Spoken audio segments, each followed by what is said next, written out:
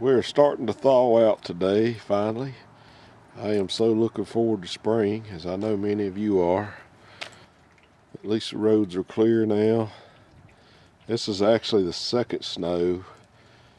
We had a little bit of snow there last week, and then we got hit again this past weekend, but luckily it's all starting to go away.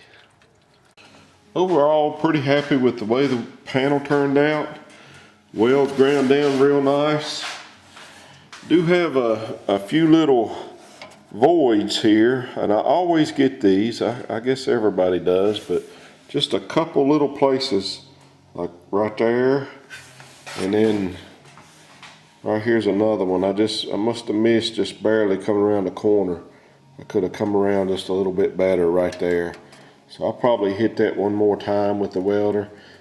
It's not a hole or anything, so it's probably okay, but I'll probably just go ahead and run me a couple little tacks and just finish grinding it down. The channel here where the weather stripping goes for the trunk was really a task to get in there and grind without grinding part of this channel here. There's not a lot of space in between here, so you have to be very careful when you're grinding that you don't grind into the actual panel and that you don't grind into your weather strip channel. So it's kind of an ordeal there to get down in there with the tool.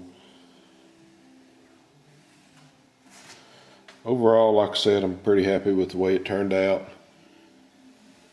I worry about grinding down the welds because you don't want to grind too much and weaken the area that you're trying to make flush. The grinding is just as important as the welding as far as I'm concerned. And I'll show you exactly how I grind them down. I've got various grinders, various tools and everything, but the biggest thing that I like is this die grinder here. And I've got a grinding stone on it, and what that does is that lets me get on top of the weld and grind it till it's just about flush with the base metal. Once this rock touches down on the base metal, that's pretty much where you stop with it.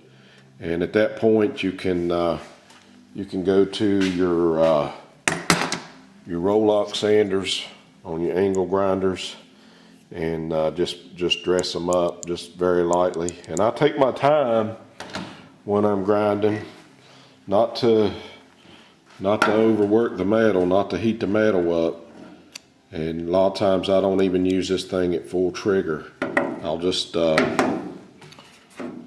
ahead and throttle it a little bit, and that lets me just take off a little bit at a time, and it really helps. So these stones, this one has been on there. This is my first one. I think it come in a 5-pack. It's either a 4-pack or a 5-pack. I believe I bought it from Auto Body Tool Mart. But they make various ones. This one just happened to be made by Norton, but 3M makes a good one as well. And it's a 3" by 3/16 by 3/8. And it's just a grinding stone.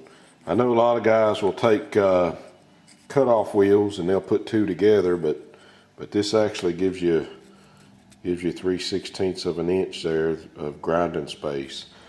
Now, as far as getting into that channel, I use various Dremel tools, and I found that these orange bits here, they're just orange grinding stones. I don't have a part number or nothing, but that worked real well for me for getting down into this channel and just taking my time with it.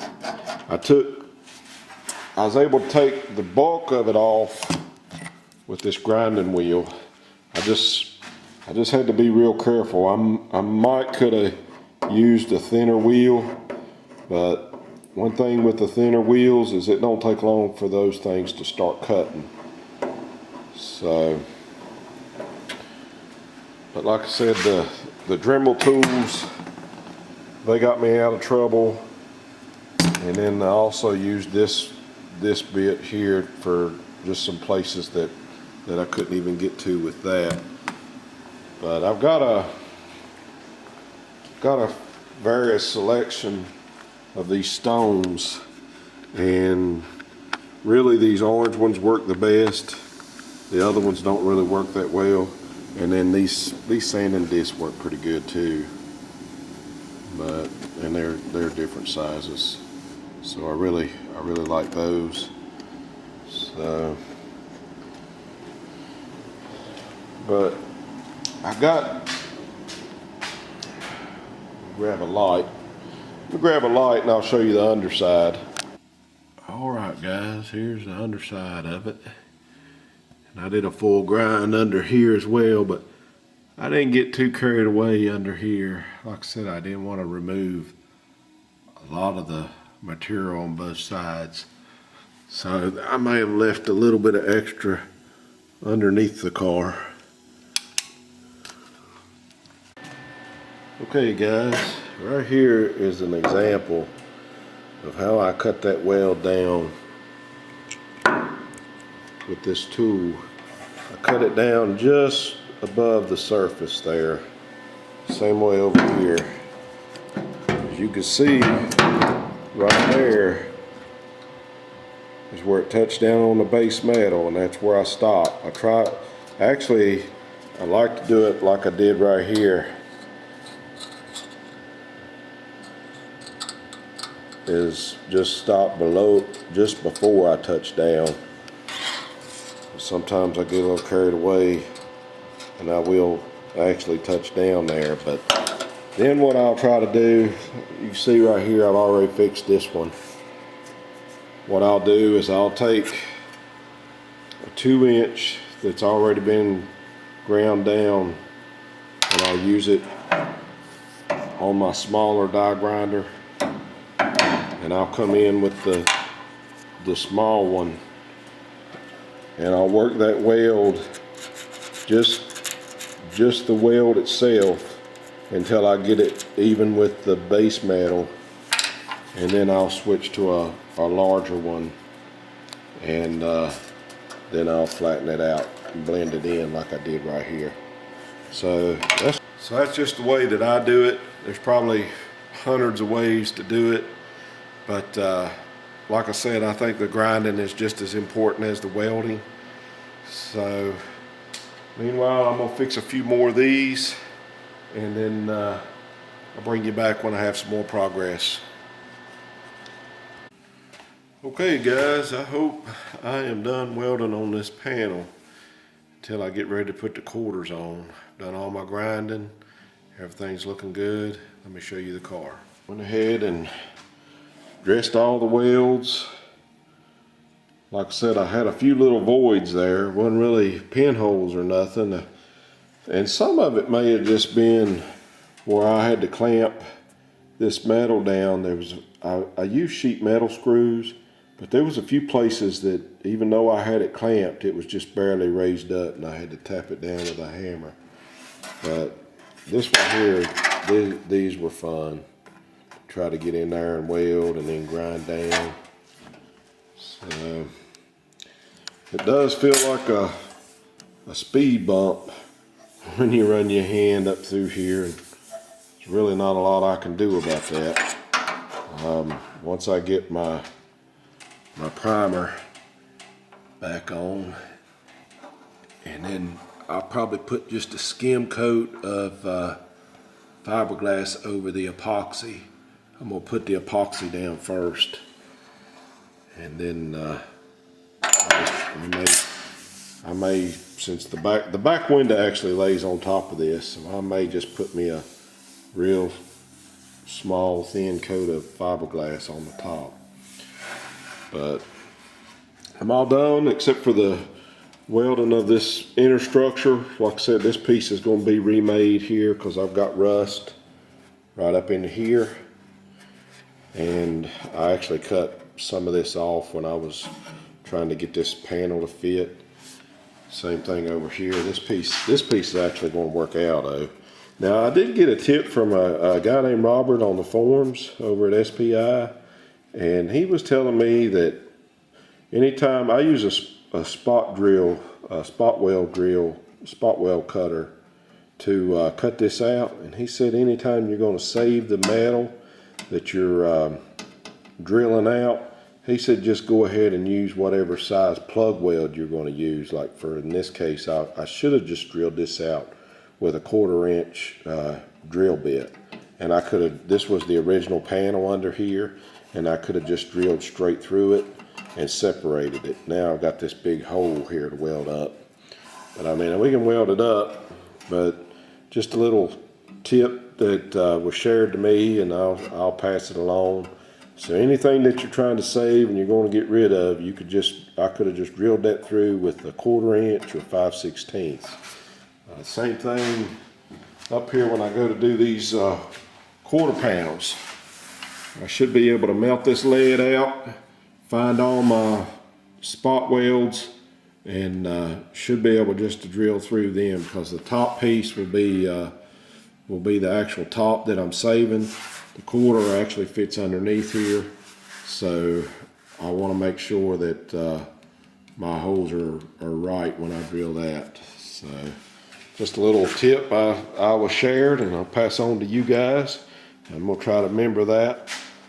I learned this trick about this wider grinding wheel from Craig Hopkins. He runs the AMD installation center down in Georgia, and he has a website, I think it's called CHP Videos, and he actually sells videos on different things.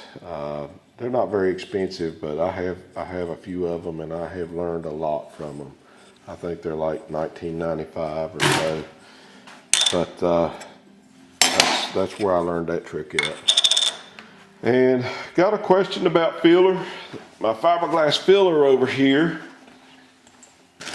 I got it sitting upside down. I mixed it up this morning. I've had this can forever. I mean, this can may be 4 years old, and I'm not sure what the shelf life is. This is Evercoat Everglass.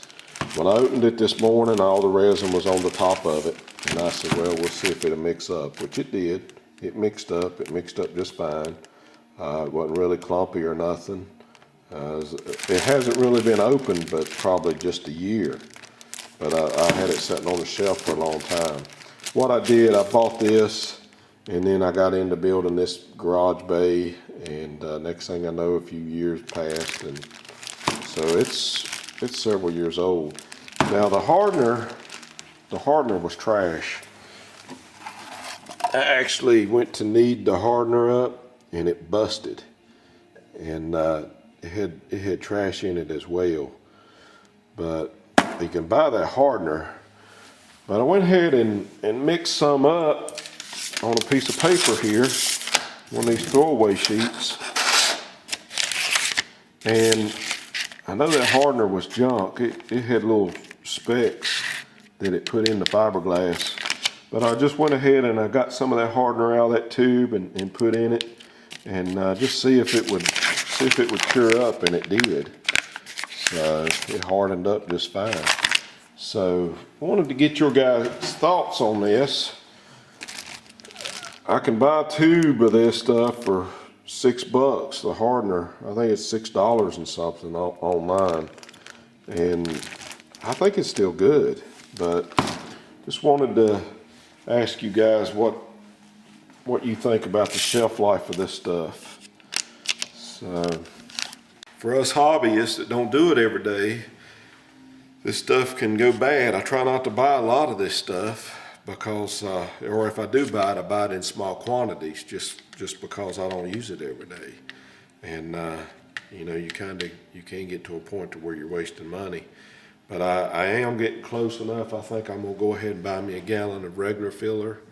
And I was thinking about whether or not to buy another quart of fiberglass, but I think I'm okay on that.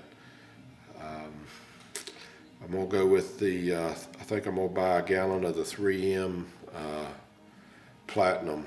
I think it's, I got it in there on the computer. It's 3M Platinum Plus, I believe is what it is. it's regular filler. It was either a toss-up between that or the Rage Gold. So, but I think I'm gonna go with the 3M Platinum, and like I said, I'm thinking about continuing to use this fiberglass. So that's what's going on in the garage today. I'm gonna continue to do some sanding on this panel. I'm gonna sand underneath it, and then I'll be getting the trunk ready for plug welding as well. And I got a mess to clean up. So anyway, I want to thank all my new subscribers. Thank you guys for watching. Please comment below, and we'll see you next time.